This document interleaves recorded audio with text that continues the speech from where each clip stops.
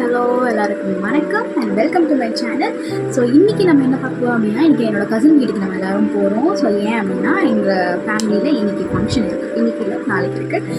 So அதனால் first நம்ம என்னோட கசின் வீட்டுக்கு போயிட்டு and then we are going to Pondy for family function. So அது என்னன்ட்டு இந்த வீடியோவில் நீங்கள் பார்ப்பீங்க. ஸோ இப்போ நான் எப்படி என்னோட கசின் வீட்டுக்கு ரெடி ஆகுறேன் அப்படின்றத நீங்கள் பார்க்க போகிறீங்க. So before that let me tie up my hair.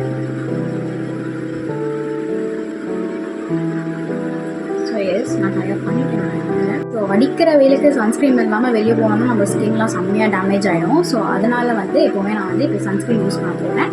So நான் கொஞ்சம் சன்ஸ்க்ரீன் எடுத்துகிட்டு நான் going to apply on my face.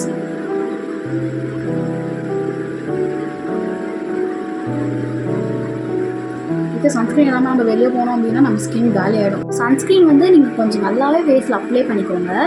அப்போ தான் உங்களோட ஃபேஸ் சன் டேமேஜ் நல்லா ப்ரொடெக்ட் ஆகும். ஸோ அதனால தான் நான் இந்த சன்ஸ்க்ரீன் அப்ளை பண்ணுறேன். பான்ஸோட டால்கம் பவுடர் யூஸ் பண்ணுறேன். ஸோ இது எல்லார் வீட்லேயுமே இருக்கும். முக்கால்வாசி எல்லாருமே டால்கம் பவுடர் யூஸ் பண்ணுவாங்க. ஆனால் கேர்ள்ஸ் முக்கால்வாசி காம்பேக்ட் தான் யூஸ் பண்ணுவாங்க. ஆனால் நான் காம்பேக்டெல்லாம் அவ்வளோ ப்ரிஃபர் பண்ண மாட்டேன். நான் ப்ராடக்ட் தான் நான் எப்போவுமே எங்கே போனாலுமே யூஸ் பண்ணுவேன். அண்ட் ஃபர்ஸ்ட் நான் காம்பேக்ட் யூஸ் பண்ணிகிட்டு இருந்தேன். பட் ஸ்டில் எனக்கு அது ஏதோ செட் ஆகலை. ஸோ அதனால நான் அதை யூஸ் பண்ணுறதை விட்டுட்டேன். ஸோ அதனால் அகெயின் நான் இந்த டால்கம் பவுடருக்கு நான் ஷிஃப்ட் ஆகிட்டேன். ஸோ அதனால் இதுதான் நான் யூஸ் பண்ணுறேன். இந்த மேக்கப் தான் நான் காலேஜ் போனாலும் சரி, எந்த மேரேஜ் ஃபங்க்ஷன் போனாலும் சரி, இதுதான் என்னோடய லுக் எங்கே போனாலும்.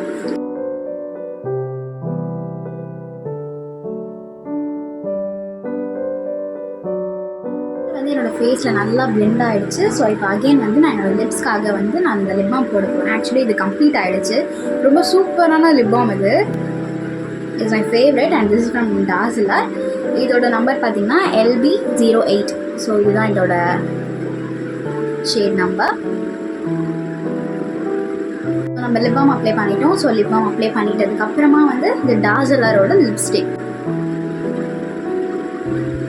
So ya that's it. So இதுதான் லிப்போட கலர்.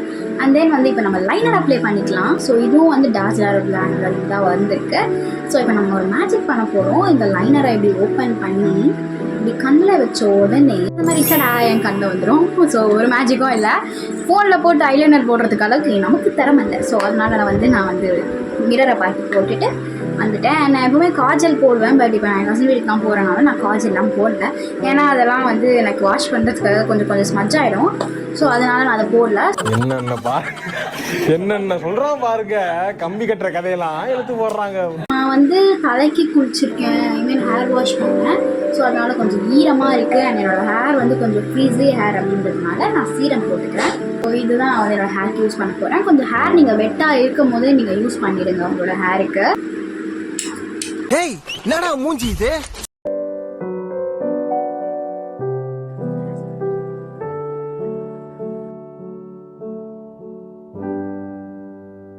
ஸோ ஹேர் சீரம் போட்டு இப்போ ஹேரை கோம் பண்ணோம்.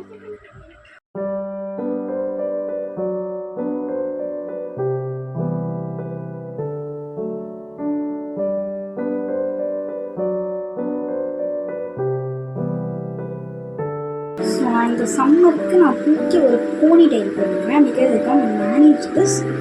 என்னால் விரிச்சுலாம் போடவே முடியாது இந்த சம்மருக்கு. So this is my ponytail and how it looks like.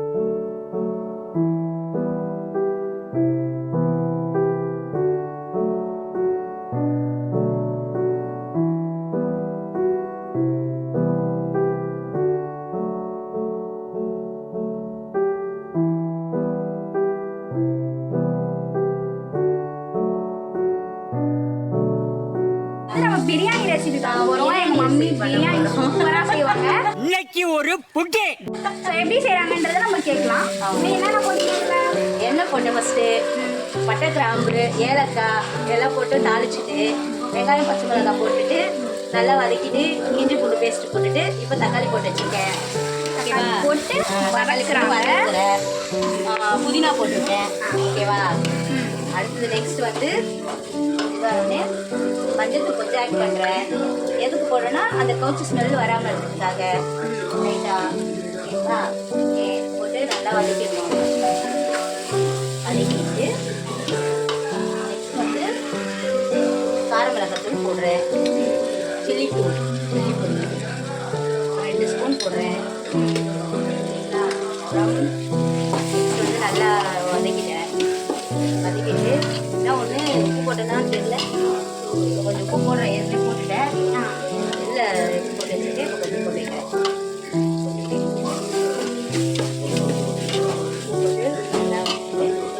Biryani masala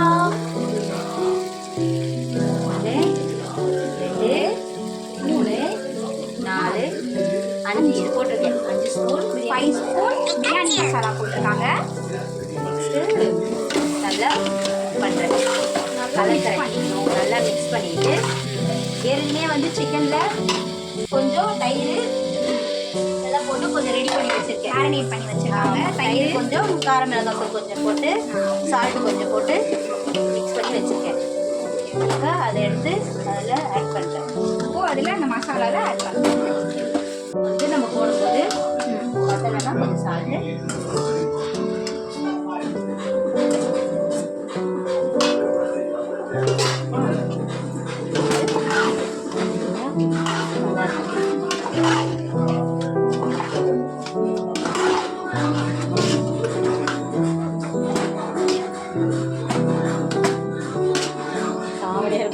கலர்ஃபுல்லான பிரியாணி ரெடி ஆகுது. ரெடி ஆகிட்டு கொஞ்சம் நல்லா இதாகட்டும்.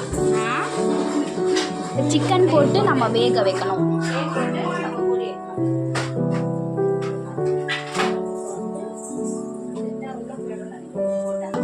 ஓகேவா? க்ளோஸ் பண்ணிடுறேன். கொஞ்சம் நல்லா வெந்துட்டோன்னே பயங்கர ரெடி ஆகணும்.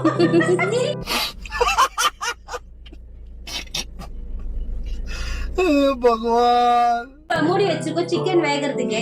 அது வெந்துச்சுன்னா அப்புறம் நம்ம தண்ணி ஆட் பண்ணிட்டு நல்லா கொதிச்சோடனே அப்புறம் ரைஸ் போட்டு இறக்கணும். எடுத்து பார்க்குறேன் பாருங்க. ஓகேவா? சிரிச்சால காமெடியா இருக்குல்ல, அது அதெல்லாம் வரும்போது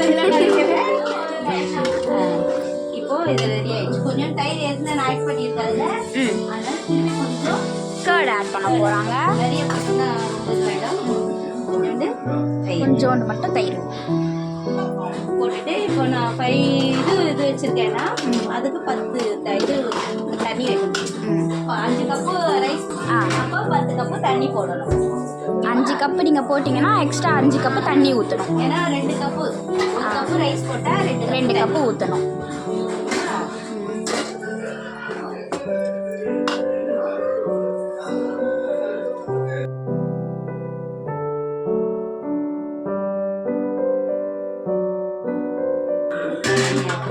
இப்போ வந்து இந்த தண்ணி வந்து இந்த சிக்கனை ஏதோ நல்லா கொதிக்கணும். கொதிச்சதுன்னா தான் அதுக்கப்புறம் ரைஸ் போடணும். என்ன பண்ணோம், கொஞ்சம் போய் நான் வாஷ் பண்ணிவிட்டு அதில் தூவி விடணும். போட்டுடணும்.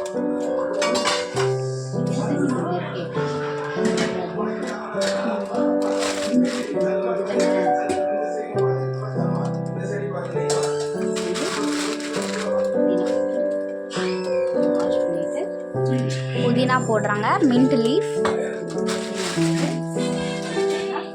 வாஷ் பண்ணி போடணும் எல்லாமே. நல்லா வச்சுருக்கேன். தண்ணியில் வச்சுட்டு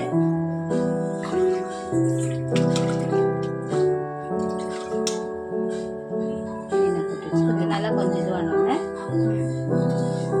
biryani ready.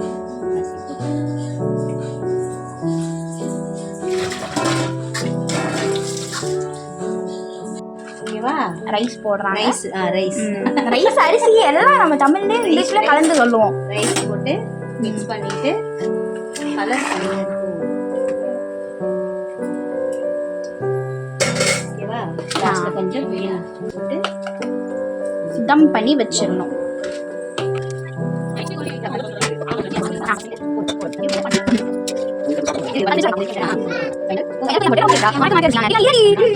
Mummy biryani is ready. Biryani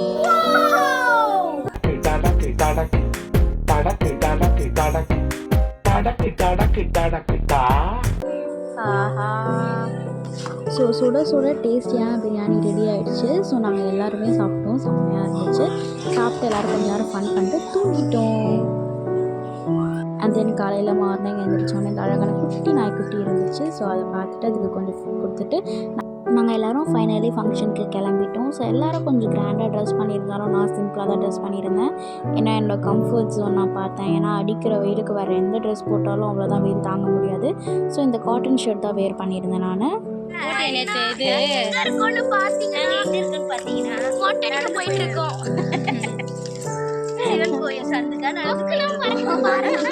நீங்களும் வரீங்களா எங்களோட ஷேர் பண்ண? வாங்க நம்ம பாண்டிச்சேரிக்கு போறோம். மொட்டடிக்க போறோம். பாண்டிச்சேரிக்கு போறோம். எதுக்கு போறீங்க? மொட்டடிக்க போறோம். யாருக்கு மொட்டை அடிக்க போகிறோம்? நிச்சயமா நவிக்கு கிடையாது. ஆல்ரெடி பாதி முடிய நான் வெட்டிட்டேன். இவ்வளோ தூரம் no more hair care. And நான் இதில் நிறைய விஷயம் எடிட் பண்ணாமல் போட்டிருப்பேன். பிகாஸ் நான் அந்த ரியாலிட்டி அந்த வீடியோவில் காட்டணும்னா. ஸோ இன்னசென்ட்டான மம்மிஸ் எல்லாம் கூட இருந்து வைப் பண்ணால் ஃபன் பண்ணால் எப்படி இருக்கும், அவங்க பேசுகிறது எல்லாமே ஒரு க்யூட்டாக தான் இருக்கும், அவங்க இன்னசென்ட்னஸ்.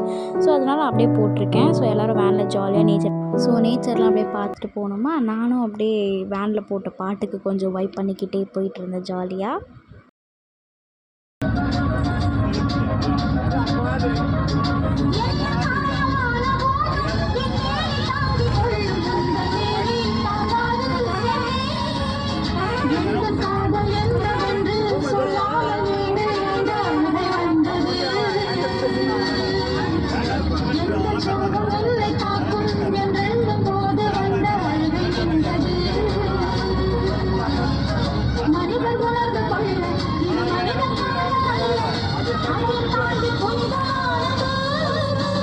என் வாழ்க்கையில் இன்னும் நான் எல்லா குடும்பங்களை பார்க்கணும்னு இருக்கோ எனக்கே தெரியல.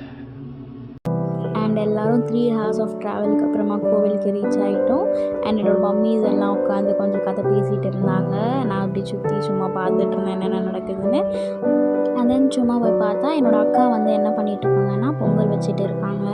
ஸோ அந்த சரௌண்டிங் நல்லா இருந்துச்சு. 3 ஆடு வச்சுருந்தாங்க. ஸோ அது சாமிக்கு படைக்கணும் அப்படின்ட்டு.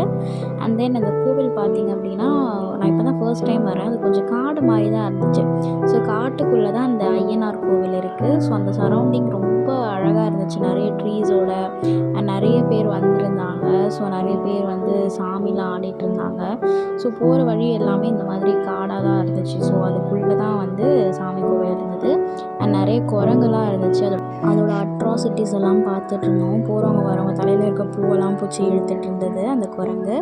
ஸோ இந்த மாதிரி உள்ளே போகும்போது அம்மன் கோவில் தனியாக வந்து சாமிக்கு அந்த ஆடு வெட்டுவாங்கள்ல. ஸோ அந்த இடத்துல ஒரு ஐயனார் சாமி அண்ட் என்ட்ரன்ஸ்லேயே ஒரு குதிரை அந்த மாதிரி இருந்துச்சு. அதாவது சிலை, குதிரை சிலை இருந்தது. அண்ட் நிறைய கடைகள் கூட இருந்துச்சு. இந்த மாதிரி கூழ் கடை, பொம்மை கடை அந்த மாதிரி இருந்தது. அப்புறம் என்னோடய அக்கா பையன், குட்டி பையன் யஷ்வந்த். ஸோ அவங்க கூட நான் கொஞ்சம் நேரம் உட்காந்து ஃபன் பண்ணிட்டு இருந்தேன். அவங்க கூட விளையாடுறது ரொம்பவே ஜாலியாக இருந்தது. அவர் வந்து அந்த ஃபில்டருக்கு ரொம்ப ஜாலியாக என்ஜாய் பண்ணிகிட்டு இருந்தான். அந்த டாகெல்லாம் வெளியே வரதில்ல, நாக்கு நீட்டுற மாதிரி. ஸோ அதெல்லாம் போட்டு ஜாலியாக என்ஜாய் பண்ணிட்டு இருந்தான். அண்ட் அந்த பக்கம் பிரியாணி ரெடி ஆகிட்டு இருந்தது.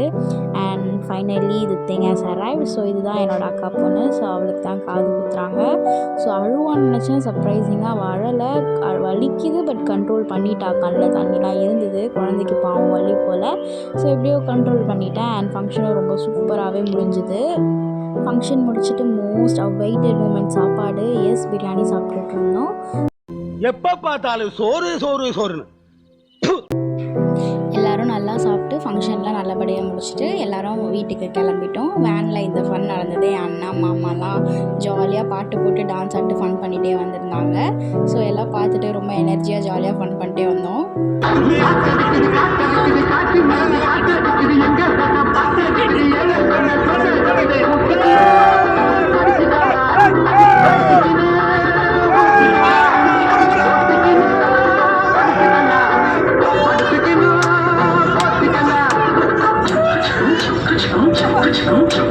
இந்த வீடியோவில் எல்லாமே நான் காமனாக காமிச்சிருப்பேன். எதுவுமே நான் பெருசாக எடிட் பண்ணல. ஸோ ஒரு ஃபேமிலி, ஒரு மிடில் கிளாஸ் ஃபேமிலி ஒரு ஃபங்க்ஷன் வச்சுட்டு அவங்க போனால் எப்படி இருக்கும் அண்ட் அவங்களுக்குள்ளே இருக்க இன்னசென்ட்டான பீப்புளாக எப்படி இருக்காங்க அப்படின்றத நான் காமிச்சிருக்கேன்.